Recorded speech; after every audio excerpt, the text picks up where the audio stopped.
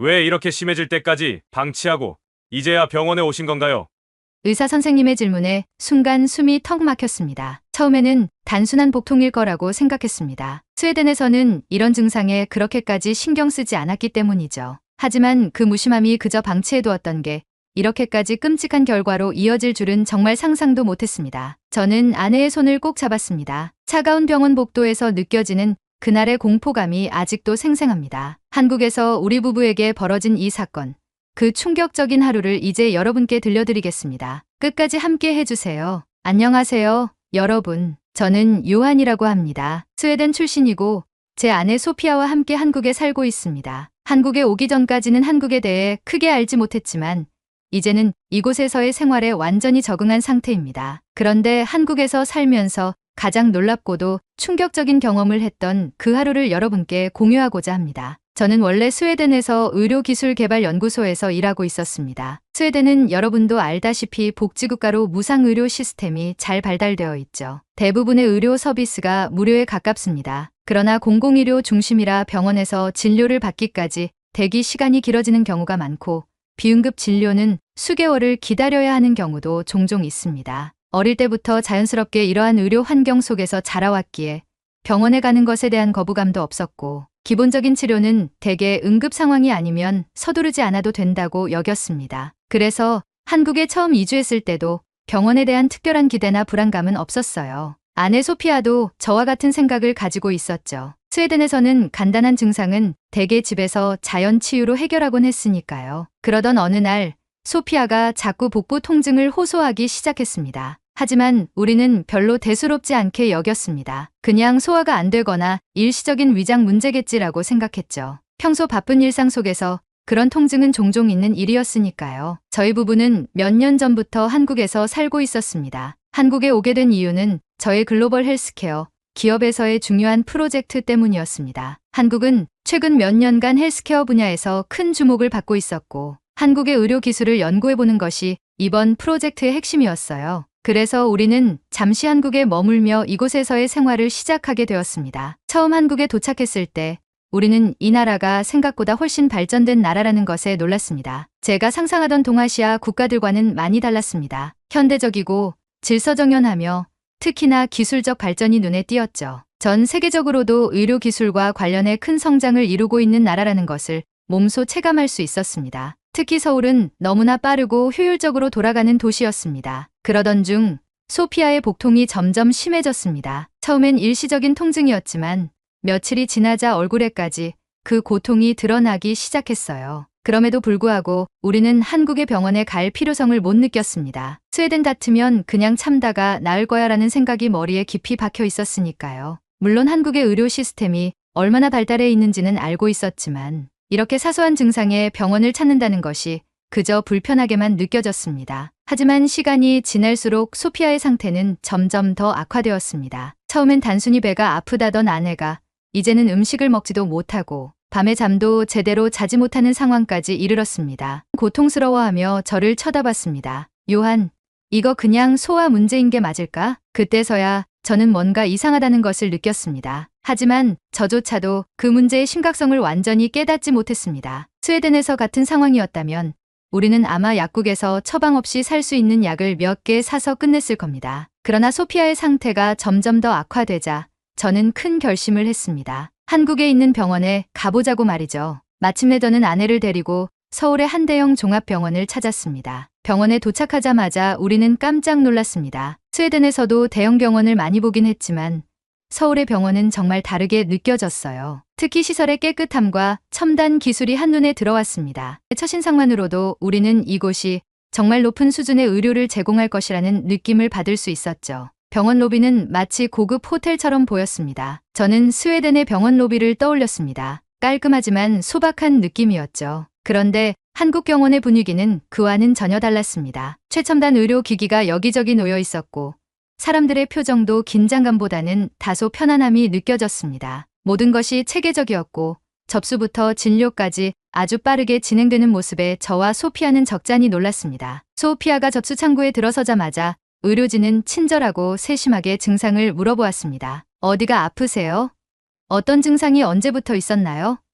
그들의 질문에 저는 솔직히 약간 당황했어요. 스웨덴에서는 이런 과정을 겪기까지 꽤 오랜 시간이 걸리기 마련인데 한국에서는 처음부터 아주 세밀하게 환자의 상태를 파악하려고 노력하는 모습이 인상 깊었습니다. 우리는 곧바로 진료실로 안내받았고 담당 의사가 소피아의 증상을 듣고는 빠르게 검사를 권유했습니다. 초음파 검사와 혈액 검사, 그리고 필요하다면 MRI 검사까지 진행할 수 있다는 말에 저와 소피아는 순간 눈이 휘둥그레졌습니다. 스웨덴에서는 이런 과정을 기다리려면 몇 주는 걸릴 텐데 라는 생각이 머리를 스쳤습니다. 우리는 그저 복통으로 병원에 왔을 뿐이었는데 상황이 점점 더 진지해져 가고 있다는 걸 깨닫기 시작했습니다. 이 정도 검사라면 꽤 많은 시간이 걸리겠군. 제가 중얼거렸습니다. 그러나 얼마 지나지 않아 검사 결과는 빠르게 나왔고 의사는 소피아의 상태가 심각한 문제일 수 있다고 말했습니다. 그 순간 우리 부부는 얼어붙은 듯이 앉아 있었습니다. 정말 심각한 병일까요? 그제서야 저는 이 상황이 단순한 통증 문제가 아니라는 것을 실감했습니다. 의사의 말은 짧았지만 그 한마디가 내 머릿속에서 메아리처럼 퍼졌다. 심각한 문제일 수 있습니다. 그 말이 채 끝나기도 전에 소피아의 손을 꽉 잡았던 내 손은 서서히 떨리기 시작했다. 분명 우리는 몇 시간 전까지만 해도 이곳에 단순한 복통으로 왔을 뿐이었다. 그런데 상황이 이렇게까지 급박해질 줄은 상상도 못했다. 소피아의 얼굴은 하얗게 질려 있었다. 고통으로 일그러진 표정 속에서도 그녀는 어떻게든 자신을 믿으려는 듯 내 눈을 가만히 응시하고 있었다. 나는 입술을 꾹 다물고 그녀에게 아무 말도 하지 않았다. 이런 상황에서 내가 무슨 말을 해줄 수 있을까?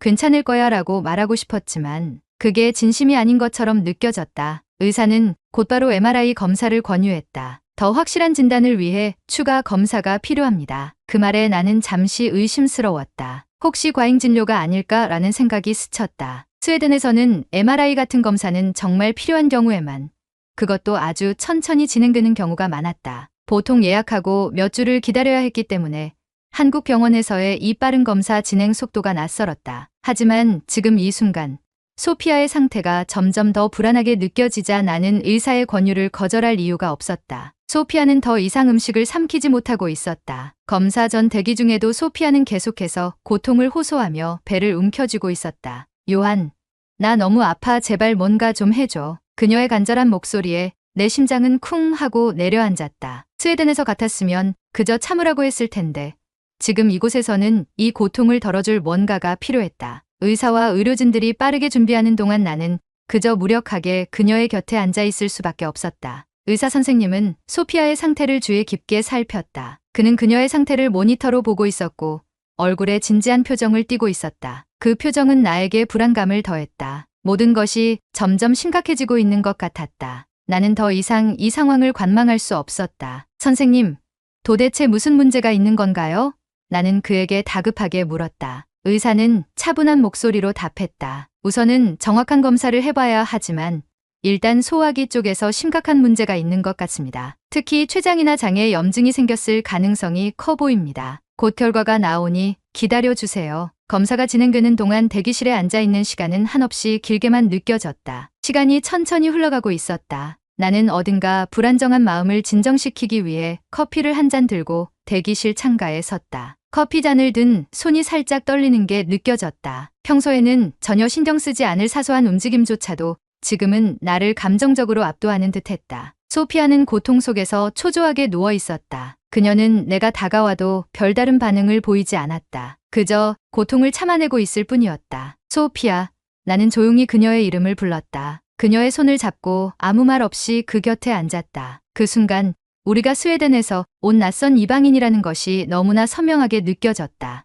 이곳 한국에서 우리는 모든 것이 낯설고 모든 것이 새로운 상황에 처해 있었다. 지금 내 곁에는 그녀밖에 없었고 나는 그녀를 보호해야만 했다. 그러나 그때까지만 해도 나는 우리 부부가 이렇게 큰 문제에 직면하게 될 줄 몰랐다. 단순한 복통이라고 생각했던 문제는 이제 췌장염이나 위중한 장 질환일 수 있다는 진단으로까지 이어지고 있었다. 나는 애써 침착하려 했지만 불안한 마음을 감출 수 없었다. 잠시 후 검사 결과가 나왔다. 의사는 우리를 진료실로 불렀다. 검사 결과를 보면 그는 긴 말을 하지 않았다. 다만 모니터를 가리키며 소피아의 췌장 쪽에 염증이 보인다고 했다. 췌장염, 그것도 급성 췌장염이었고 상황이 더 악화될 경우 췌장암으로 발전할 수 있다는 말에 나는 온몸이 얼어붙는 것 같았다. 췌장염이요?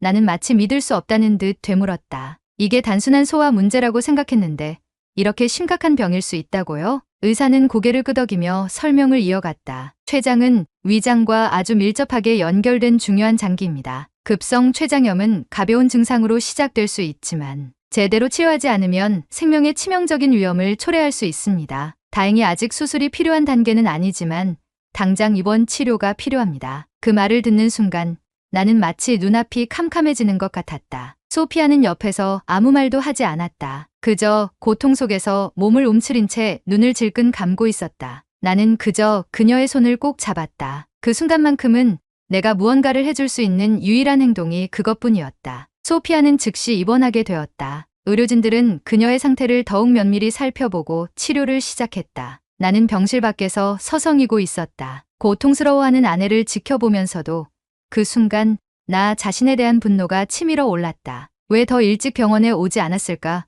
왜 스웨덴에서와 똑같이 행동하려 했을까? 한국에서는 모든 것이 훨씬 더 빠르고 효율적으로 돌아가는데 나는 그것을 과소평가하고 있었다. 소피아의 상태가 그저 괜찮을 거야라는 무책임한 낙관주의로 인해 여기까지 오게 된 것 같아 미안함과 후회가 밀려왔다. 처음에 병원을 오기로 했을 때도 나는 여전히 의구심을 품었고 그게 바로 잘못된 판단이었다. 한국의 의료 시스템을 이해하지 못하고 스웨덴식 사고방식으로 모든 것을 판단하려 한 내 자신이 원망스러웠다. 그러나 지금은 후회와 자책만으로 해결할 수 있는 문제가 아니었다. 소피아의 회복을 위해 나는 최선을 다해야 했다. 스웨덴에서라면 췌장염 같은 질병으로 MRI 검사를 받으려면 몇 주를 기다렸을 것이다. 그러나 한국에서는 모든 것이 그날 그 자리에서 빠르게 이루어졌다. 이 효율성 덕분에 소피아의 병을 조기에 발견할 수 있었던 것이다. 나 역시 그 점을 깨달으며 점점 한국 의료 시스템에 대해 다시 생각하게 되었다. 소피아는 며칠 동안 입원 치료를 받기로 결정되었다. 의사는 소피아에게 췌장의 염증을 줄이기 위한 약물 치료를 권했고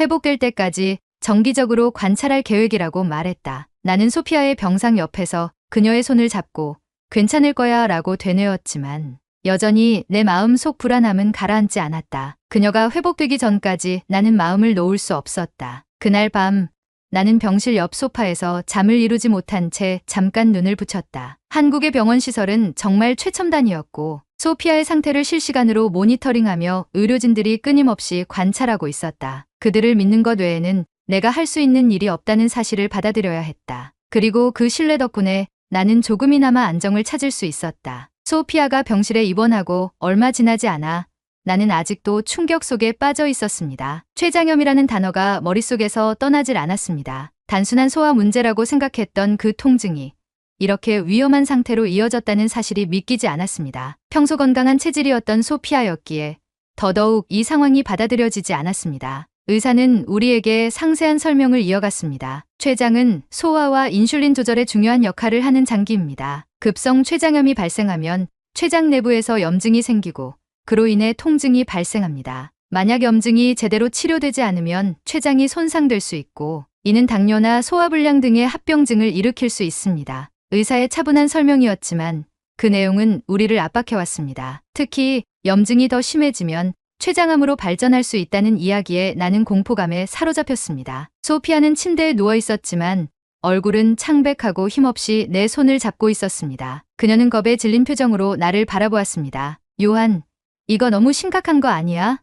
우리 너무 늦게 온 건 아닐까? 그녀의 목소리는 떨리고 있었습니다. 나는 그 말을 듣자마자 심장이 한 번 더 내려앉았습니다. 정말 너무 늦었던 걸까? 나는 그녀를 안심시키려고 애썼습니다. 아니야, 소피아. 우리가 이제 여기 있으니까 지금부터는 나아질 거야. 이 병원에서 치료받으면 괜찮을 거야. 하지만 내 말이 소피아에게 얼마나 위로가 됐을지는 모르겠습니다. 나조차도 그 말을 완전히 믿고 있지는 않았으니까요. 그 순간 나는 무의식적으로 스웨덴의 의료 시스템과 한국의 의료 시스템을 비교하고 있었습니다. 스웨덴에서는 우리가 몇 주, 아니 몇 달 동안도 기다릴 수밖에 없는 검사와 진단이 한국에서는 단 몇 시간 만에 이루어졌습니다. 그 점은 놀라웠지만 동시에 낯설었습니다. 스웨덴에서는 천천히 체계적으로 진행되는 치료 과정을 당연하게 생각했기 때문에 한국의 이러한 신속한 처리 속도에 적응하기 어려웠습니다. 한국에서의 빠르고 효율적인 의료 시스템은 의심할 여지 없이 놀라운 것이었지만 동시에 나는 이곳에서 무언가를 놓치고 있다는 기분도 들었습니다. 너무 빨리 진행되는 이 모든 것이 나를 더욱 혼란스럽게 만들었습니다. 의사들이 바로 MRI나 초음파를 권유하는 모습이 과잉 진료처럼 느껴졌고 나는 이 모든 것이 너무 과도하다는 생각이 들었습니다. 하지만 그런 내 의구심은 곧 스스로의 후회로 이어졌습니다. 우리가 왜 이렇게 늦게 병원에 온 거지? 나는 자꾸만 이 질문을 되뇌었습니다. 만약 소피아가 통증을 처음 호소했을 때 바로 병원에 데려갔더라면 지금 이 상황은 피할 수 있었을지도 모른다는 생각이 끊임없이 떠올랐습니다. 나는 소피아가 고통스러워하는 모습을 보며 내 잘못을 자책하고 있었습니다. 사실 우리는 그저 스웨덴에서 했던 대로 행동했을 뿐입니다. 스웨덴에서는 큰 문제가 아닌 이상 병원에 바로 달려가지 않습니다. 시간이 지나면 자연스럽게 해결될 것이라고 생각하기에 우리 부부는 한국에서도 똑같이 행동했던 것이죠. 하지만 지금 이 상황에서 나는 스웨덴에서의 습관을 탓하지 않을 수 없었습니다. 왜 그때 바로 병원에 가지 않았을까? 그 후회가 내 머릿속을 떠나지 않았습니다. 소피아는 여전히 복부에 심한 통증을 느끼고 있었습니다. 내가 그녀의 손을 잡고 있어도 그녀는 고통을 이기지 못한 채 몸을 웅크리고 있었습니다. 의사들이 주사로 진통제를 투여해 주었지만 그 고통은 완전히 사라지지 않는 듯했습니다. 그 모습을 보는 내 가슴은 타들어갔습니다. 소피아는 나를 바라보며 힘없이 중얼거렸습니다. 요한, 난 그저 조금 아픈 거라고 생각했어. 이렇게 심각한 문제일 줄 몰랐어. 나는 아무 대답도 할 수 없었습니다. 그저 그녀의 손을 더 강하게 잡을 뿐이었습니다. 그 순간만큼은 나 역시 그녀와 똑같이 무력해져 있었습니다. 내 아내가 이런 고통을 겪고 있는데도 나는 아무것도 해줄 수 없다는 사실이 나를 괴롭혔습니다. 내가 더 빨리 병원에 데려왔더라면 이 고통을 줄여줄 수 있었을까? 이제는 뒤늦게 깨달았지만 내 아내를 병원에 데려오는 것을 미루었던 그 시간들이 나에게는 돌이킬 수 없는 후회로 남았습니다. 지금 내가 할 수 있는 일은 그녀의 곁에서 손을 잡아주는 것뿐이었지만 그마저도 내 마음을 진정시키기에는 너무 부족했습니다. 그날 저녁 담당 의사가 다시 병실을 방문했습니다. 그는 진지한 표정으로 소피아의 상태를 체크하고 치료 계획에 대해 설명하기 시작했습니다. 현재 소피아 씨의 췌장염은 심각한 단계에 이르지는 않았습니다. 다행히 염증이 더 커지기 전에 발견되어서 적절한 치료를 받으면 회복할 가능성이 큽니다. 다만 췌장염은 치료 후에도 일정 기간 동안 관찰이 필요하니 꾸준한 관리가 중요합니다. 그 말을 듣고 나는 잠시 안도감을 느꼈습니다. 회복할 가능성이 크다는 의사의 말은 우리에게 필요한 작은 희망이었습니다. 소피아 역시 눈을 감고 조용히 숨을 내쉬며 그 말을 곱씹고 있는 듯 보였습니다. 하지만 의사는 말을 이었습니다. 만약 우리가 조금 더 늦게 이 염증을 발견했다면 상황은 지금과 달랐을 겁니다. 췌장이 심각하게 손상되면 회복이 불가능할 수도 있었죠. 지금은 빠른 치료가 이루어졌으니 너무 걱정하지 않으셔도 됩니다. 나는 그 말을 듣고 나서야 비로소 우리 결정이 잘못되지 않았다는 것을 실감했습니다. 만약 한국의 의료 시스템처럼 빠르게 진단을 받고 치료를 시작하지 않았다면 소피아의 상태는 걷잡을 수 없었을지도 모릅니다. 스웨덴에서는 이 정도의 속도로 진단이 이루어질 수 없었을 테니까요. 이제서야 나는 그 사실을 인정할 수 있었습니다. 그날 밤 소피아는 진통제 덕분에 깊은 잠에 빠졌습니다. 나는 그녀의 곁에서 조용히 침대 옆에 앉아 있었습니다. 그녀가 고통 없이 잠들어 있는 모습을 보며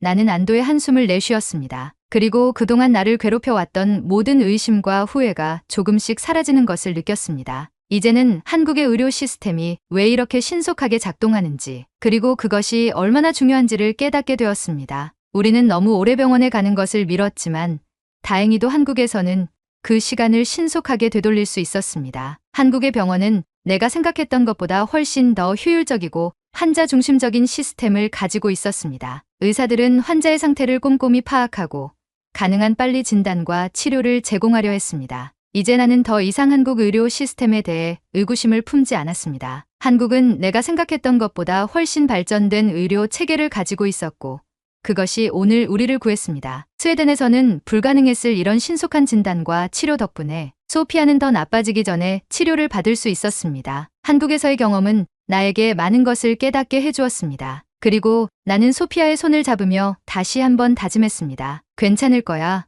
소피아. 우리는 지금 옳은 곳에 있어. 내가 회복될 때까지 내가 옆에서 지켜줄게. 그날 밤 나는 소피아 곁에서 깊이 잠들었습니다. 이제 우리에게는 회복할 시간이 주어졌고 나는 더 이상 후회나 자책에 빠져 있지 않기로 했습니다. 한국에서의 생활은 나에게 또 다른 깨달음을 안겨주었고 그 깨달음은 내가 앞으로 살아가면서 큰 교훈으로 남을 것입니다. 소피아가 입원한 지 일주일이 지나고 있었습니다. 치료는 차츰 효과를 보였고 그녀의 상태는 서서히 안정되기 시작했습니다. 췌장염으로 인한 염증은 점차 줄어들고 있었고 그녀는 조금씩 음식을 섭취할 수 있게 되었습니다. 의사 선생님은 회복 속도가 매우 양호하다고 했습니다. 그 말에 나는 가슴 한켠이 풀리는 느낌이었습니다. 그렇다고 해서 아직 안심할 수 있는 단계는 아니었습니다. 췌장염은 회복이 더딘 병이기 때문에 퇴원 후에도 주의 깊은 관리가 필요하다는 말을 의사는 덧붙였습니다. 나는 의사의 말을 듣고 나서도 여전히 마음을 완전히 놓을 수는 없었지만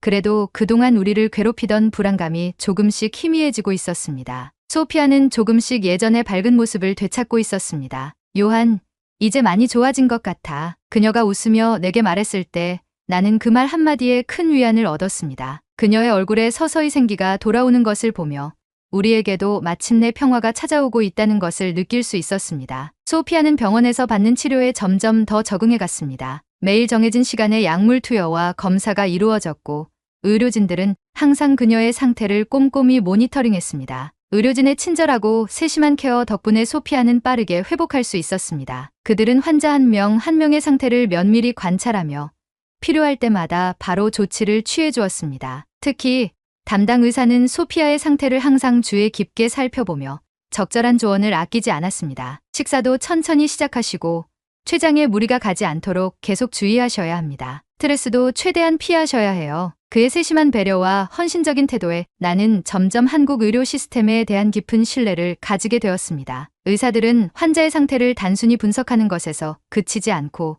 환자와 가족의 감정적인 부분까지도 고려해 주었습니다. 이런 점에서 한국의 의료 시스템은 단순한 치료를 넘어서 환자 중심의 케어를 추구하는 모습을 보여주었습니다. 스웨덴에서는 모든 것이 효율성과 비용 절감을 우선시하다 보니 종종 환자의 감정적 상태를 소홀히 다루는 경우가 많았습니다. 하지만 한국에서 경험한 의료 서비스는 달랐습니다. 이곳의 의료진은 그저 병을 고치는 데 집중하는 것이 아니라 환자의 삶의 질까지도 신경 쓰고 있었습니다. 나는 그 점에서 큰 감명을 받았습니다. 마침내 소피아가 퇴원할 날이 다가왔습니다. 의사는 퇴원 후에도 꾸준히 병원을 방문해 경과를 지켜봐야 한다고 설명했습니다. 퇴원 후에도 무리하지 말고 회복에 전념하셔야 합니다. 그리고 정기적으로 병원을 방문해 상태를 체크해야 합니다. 나는 그 말을 듣고 고개를 끄덕이며 다시 한번 의사에게 감사 인사를 건넸습니다. 소피아는 퇴원하면서 의료진들에게 감사 인사를 전했습니다. 정말 고마워요. 여러분 덕분에 이렇게 빨리 회복할 수 있었어요. 그녀는 병실을 떠나기 전 담당 간호사와 의사에게 따뜻한 미소를 지으며 감사의 뜻을 전했습니다. 나 역시 그들과 눈을 맞추며 진심으로 고마운 마음을 표현했습니다. 이들의 헌신적인 노력이 아니었다면 소피아의 회복은 불가능했을 것입니다. 병원을 떠나는 길, 나는 다시 한번 그동안의 경험을 되새겨 보았습니다. 한국에서의 의료 경험은 그저 나에게 충격적인 일만을 남긴 것이 아니라 앞으로의 삶에 대한 많은 교훈을 남겼습니다. 나는 이제 한국의 의료 시스템을 진정으로 이해하게 되었습니다. 처음에는 그저 낯설고 과도하게 느껴졌던 시스템이 이제는 오히려 환자의 건강과 안위를 가장 먼저 생각하는 환자 중심의 시스템이라는 것을 알게 되었습니다. 모든 것이 신속하게 처리되었고 무엇보다 환자의 상태에 맞는 맞춤형 치료가 이루어졌습니다. 스웨덴에서는 상상도 할 수 없는 일이었습니다. 퇴원 후 우리는 조용히 집으로 돌아왔습니다. 나는 소피아에게 건강한 식단을 준비해 주었고 그녀는 집에서 편안히 휴식을 취했습니다. 우리의 일상은 조금씩 다시 평온을 되찾고 있었지만 이번 경험은 결코 잊을 수 없는 교훈을 남겼습니다. 소피아가 잠시 눈을 붙이고 있을 때 나는 혼자 창밖을 바라보며 생각했습니다. 한국은 정말 대단한 나라야. 내가 이곳에 처음 왔을 때는 그저 기술과 경제가 발전한 나라라고 생각했을 뿐이었지만 이제는 그 이상의 무언가가 있다는 것을 깨달았습니다. 한국은 의료뿐만 아니라 사람을 중심에 두는 따뜻한 나라였습니다. 이곳에서의 경험은 내 시야를 넓혀주었습니다. 스웨덴과 한국은 각각의 장점과 단점이 있지만 이번 경험을 통해 나는 두 나라의 차이를 넘어 더 넓은 시각으로 세계를 바라볼 수 있게 되었습니다. 나는 이곳에서 배운 것들을 스웨덴으로 돌아가서도 기억할 것입니다. 그리고 앞으로 누군가가 병원에 가는 것을 두려워한다면 나는 주저없이 말할 겁니다. 한국처럼 신속하고 따뜻한 의료 시스템을 가진 곳도 있어. 이제 소피아는 완전히 회복 중입니다. 우리는 이번 일을 계기로 더욱 건강하고 긍정적인 삶을 살기로 결심했습니다. 소피아도 마찬가지로 이번 경험을 통해 건강의 소중함을 다시 한번 깨달았습니다. 우리가 한국에서 겪었던 의료 경험은 그저 병을 고치는 과정이 아닌 우리에게 새로운 관점과 깨달음을 주는 기회였습니다. 요한, 정말 한국에서 살기 잘한 것 같아. 이번 일을 겪고 나니까 이 나라가 더 좋아졌어. 소피아가 미소 지으며 말했습니다. 나는 그녀의 손을 잡으며 고개를 끄덕였습니다. 맞아. 우리에게는 정말 다행이었지. 한국에 와서. 그리고 나는 창밖으로 다시 한번 서울의 도시 풍경을 바라보며 미소 지었습니다. 한국은 이제 더 이상 우리에게 낯선 곳이 아니었습니다. 이곳에서 우리는 또 다른 가족 같은 따뜻함을 발견했으니까요. 오늘 준비한 영상은 여기까지입니다. 구독과 좋아요를 눌러주시면 제겐 큰 힘이 됩니다. 오늘도 즐거운 하루 되세요. 감사합니다.